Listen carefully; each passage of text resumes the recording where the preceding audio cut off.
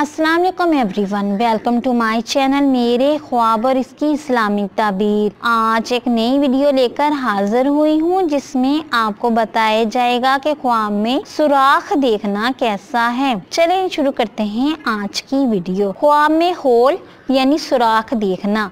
बकौल हज़रत इब्ने सीरीन रहमतुल्लाह अलैहिस्सलाम ने फरमाया, अगर कोई ख्वाब में देखे कि इसने सुराख देखा है और वो सुराख के अंदर चला गया है तो दलील है कि वो हुक्मरान के राज से आगाह होगा या साहिब ख्वाब कोई नई बात सुनेगा, जैसे कोई नई बात सुनने को मिलेगी।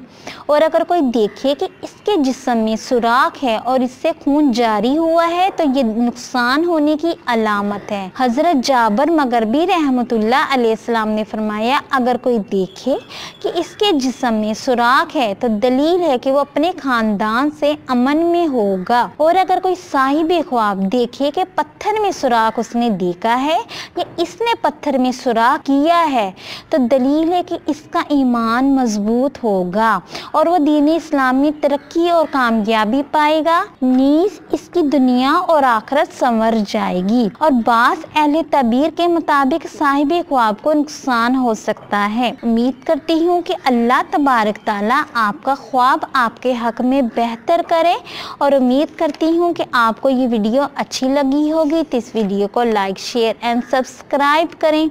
अगर कोई सवाल करना हो इस वीडियो के मतलब या किसी भी ख्वाब की कोई भी ताबीर मालूम करना चाहते हैं तो नीचे कमेंट्स में कर सकते हैं।